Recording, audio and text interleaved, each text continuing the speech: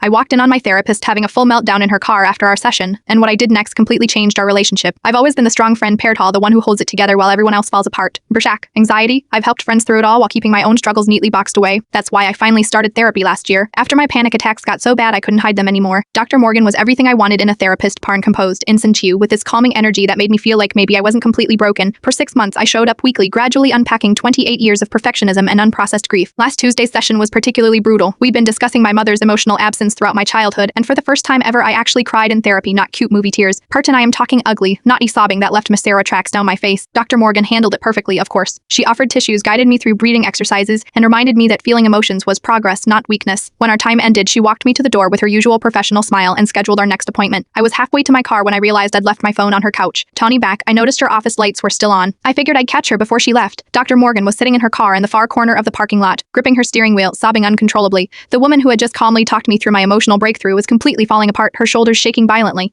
I froze, feeling like I'd accidentally walked in on someone naked. This wasn't meant for me to see. The professional boundary between us suddenly felt paper thin. My therapist purred. My rock pern was human too. I should have walked away. Instead, I approached her car and gently knocked on the window. Her head snapped up, eyes wide with mortification when she recognized me. She quickly wiped her face and rolled down the window, attempting to compose herself. I am so sorry, she started, her voice still thick with tears. This is completely unprofessional. I cut her off by handing her an unopened pack of tissues from my purse. How my emotions is progress, not weakness, I said, echoing her words from an hour earlier. She stared at me for a moment before accepting the tissues with a shaky laugh. I had a client cancel right before you today, she explained. She was diagnosed with terminal cancer, 28 years old just like you. We sat in silence for a moment, the roles between us temporarily suspended. Sometimes even therapists need therapists, I said finally. She nodded, dabbing her eyes. Every good one has one. I retrieved my phone the next day during our rescheduled session. We never directly mentioned what happened in the parking lot, but something fundamental had shifted. Her advice didn't change, but my reception of it did. Ponchak, she struggled too, somehow made her wisdom more valuable, not less. 6 months later, I am making real progress, not because I found a perfect, unflappable guide, but because I learned that healing doesn't require perfection from either side of the conversation. Sometimes the most therapeutic realization is that everyone par, even your therapist parent, is figuring it out as they go. If you want to hear what happened when I finally confronted my mother, follow for part 2.